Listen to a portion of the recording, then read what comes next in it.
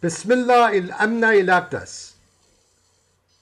The entirety of the online Baha'i-oriented list culture in cyberspace, whether we're dealing with pro or con content lists, subreddits, or what have you, Facebook groups, Usenet groups, the old Yahoo groups platforms, etc., is uniformly gatekept.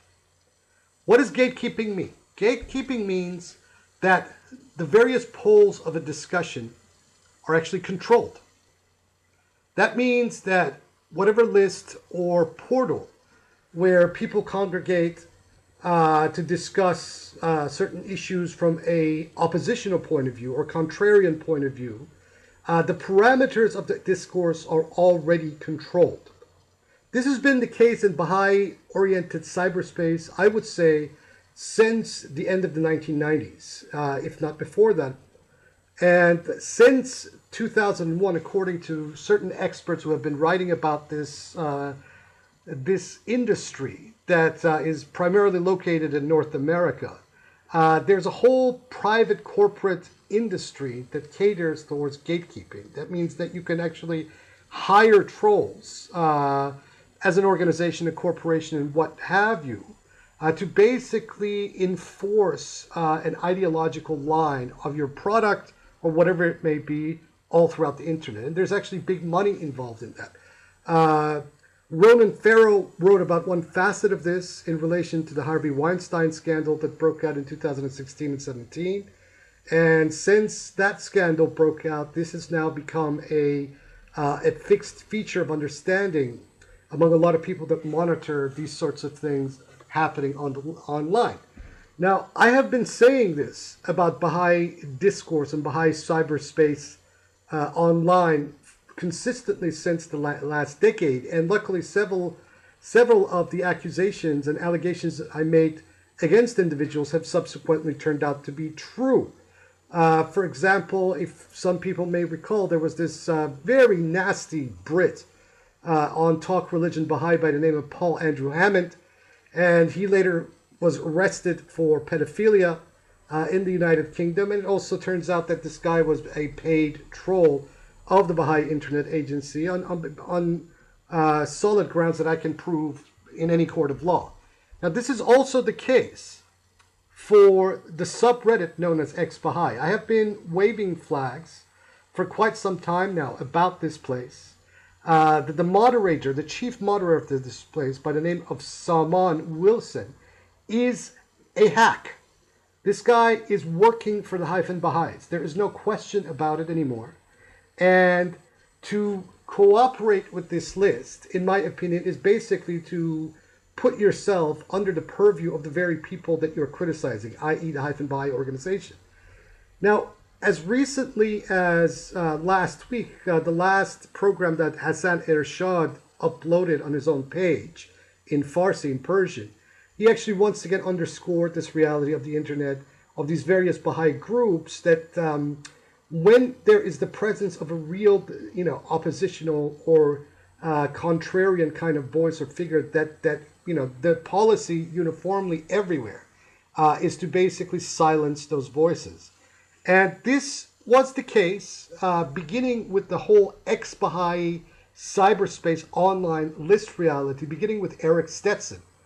Eric Stetson, in my opinion, was one of the most dubious individuals to ever enter the fray of this whole Baha'i-oriented cyberspace subculture.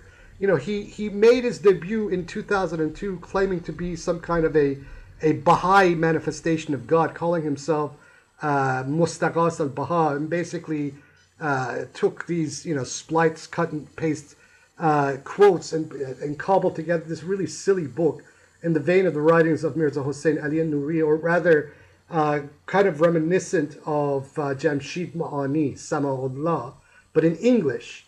And soon thereafter, he basically repudiated that claim, and then all of a sudden was wheeled out as the major and central figure of the ex-Baha'i kind of crowd. And what brought all my flags out about this guy back in 2003 and 4 is that consistently all of the people that he was chumming up to or allowing a voice on that list on his Yahoo groups, the Ex-Baha'i list, original Ex-Baha'i, were the very same people that were enforcing a very hard line, hyphen line, whether they were coming at it from a kind of a transparent liberal Baha'i line or, outright, crazy fundamentalists. Some of them would occasionally play at being agnostics and atheists, but fundamentally these people were enforcers of the ideological line of the Haifan Baha'i cult. And the reason for that, or rather the nexus of that imposition of a hardline line, was in the pursuit of pushing Islamophobic narratives, talking points, and points of entry. So, this should tell you right away that this whole ex-Baha'i scene, beginning with Eric Stetson himself, was a controlled, very much a controlled and gate-kept kind of scene. And this is also the reality today in Reddit, with this list subreddit known as Ex-Baha'i. Just recently, there was a whole cavalcade of trolls that have been coming, and they're always attacking me. They don't attack any of the other. Very rarely do they attack the other people there, or they do pro forma attacks on some of the other individuals there, but not really. It's kind of a weak and heartless kind of attack just for face-saving measures. But the real target is me. And the real target is me for a very simple reason, is because I am a real opposition figure. I make no bones about it. That I believe the Baha'i cult, the Baha'i organization, is an organization that needs to be eradicated off the face of the earth. Now, the eradication of the Haifan Baha'i organization does not entail violence against individuals, but it entails a concerted, deliberate, no-holds-barred ideological war against this cult throughout the length and breadth of the planet. And that means that when somebody is, chumming up to this organization or its line, or losing their spine in a kind of a very vague liberal, Anglo-American liberal modus operandi, and automatically, in my opinion, such people are the enemy. And that's very simple. There is a clear line here. You are either on one side or the other. You are either, an avowed enemy of this organization, everything it represents at the root, or you're not. And if you are what you say you are, that means that you ally yourself with the people that are speaking against it, and you do not ally yourself with the people that are attacking these opposition figures. But this is where lines always blur online, is that you don't know who the friends are, you don't know who your enemies are. People who may be pretending to be friends at one point in time, at a later point in time, appear to be actually working for the other side. And on the internet, this is very easy to do. These are very common police tactics that have been used against left-wing anarchist groups for decades. This is also the tactics that we know are being used online consistently by a plethora of organizations, not just law enforcement. And the Haifan Baha'is have employed exactly the same thing for decades now. That means that they will hire people, or certain people will come online at one point in time pretending to be, for example, part of the oppositional group of people against this cult. But then over time, as you watch them, they are trying to narrow down and narrow down and narrow down and narrow down the parameters of discourse. And then they will act against the people who are trying to radicalize the discourse, or keep the framework of the discourse in a genuine, authentic, oppositional format against this cult.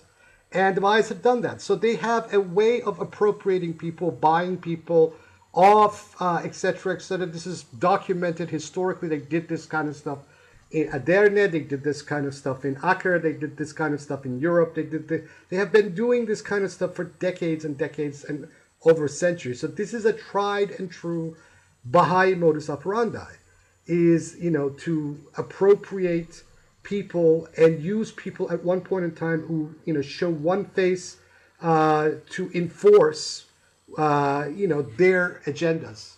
And what I'm claiming about this Salman Wilson, who is supposed to have now walked away from his moderation, responsibilities from the Ex-Baha'i subreddit is that this guy is one of those people.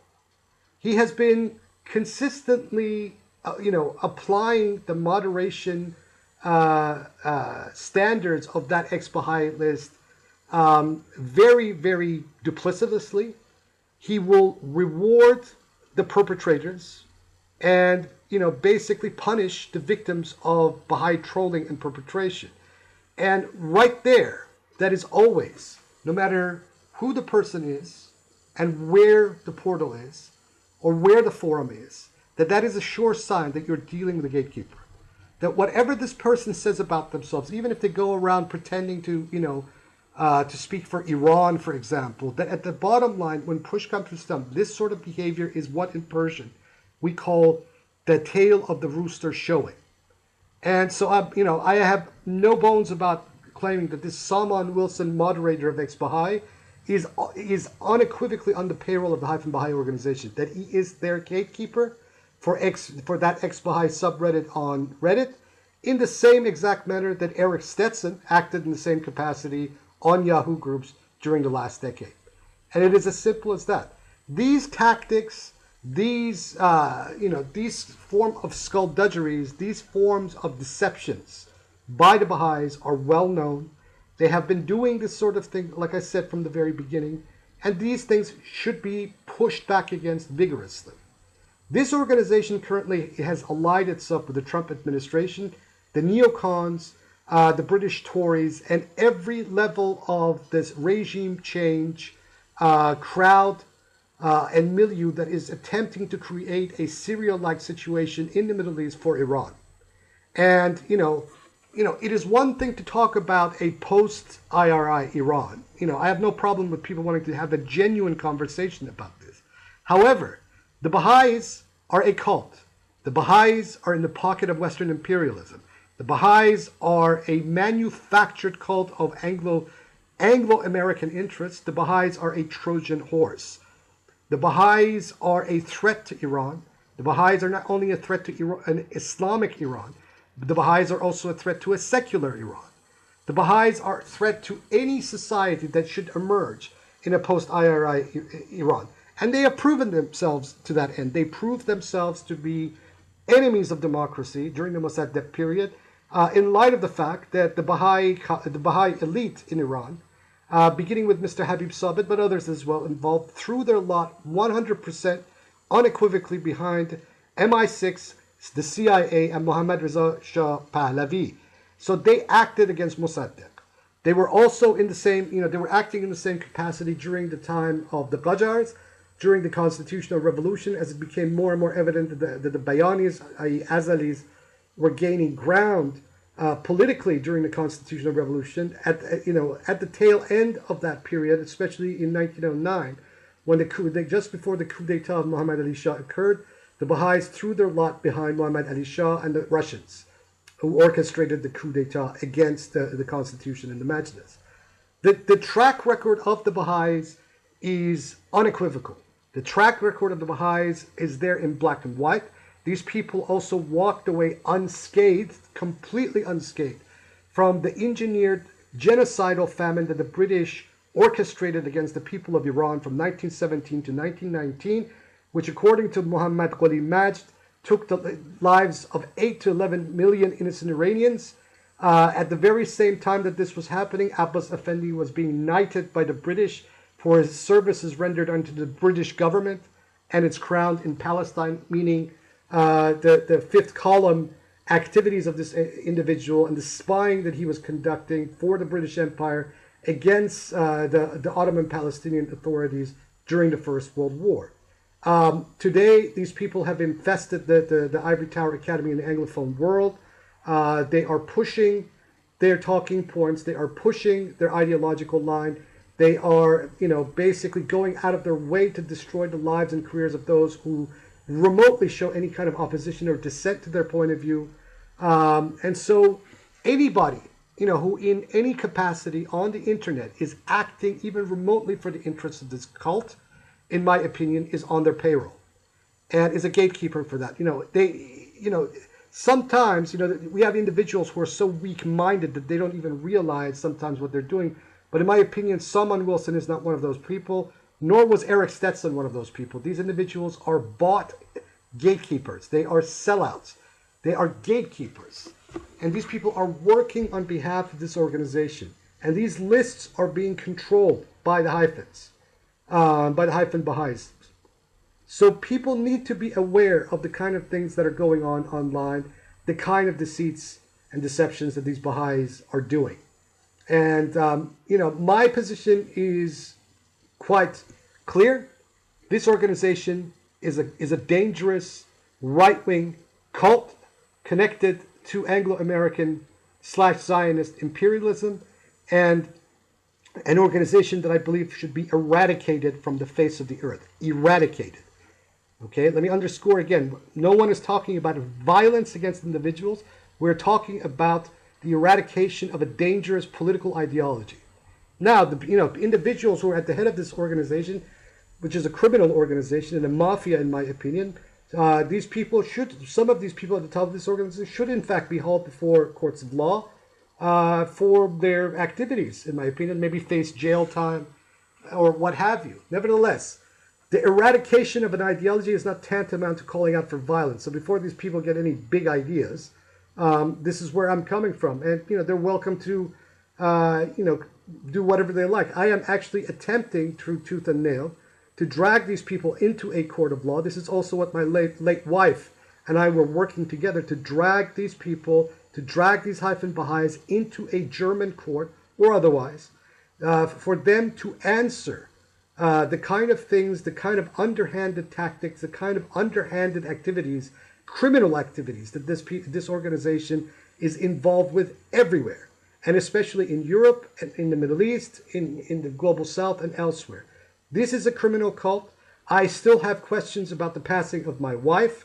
There are many, many people who are speaking to me privately who believe that my late wife Roya may have possibly been targeted, and because we both shared common political enemies, that all the roads seem to lead to these people and their allies, mainly located in the United Kingdom.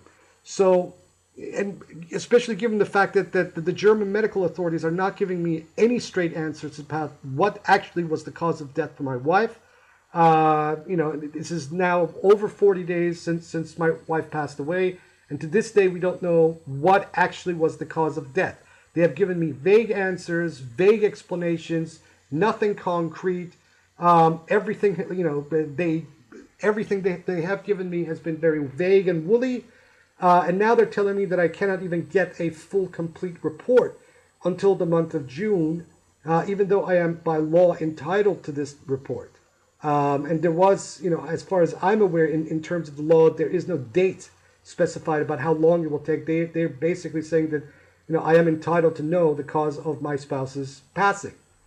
But nevertheless, until I am satisfied, which I am not satisfied at the moment, I am going to accuse these people, the Haifan Baha'is, and possibly with some other allies, of having targeted my wife for murder.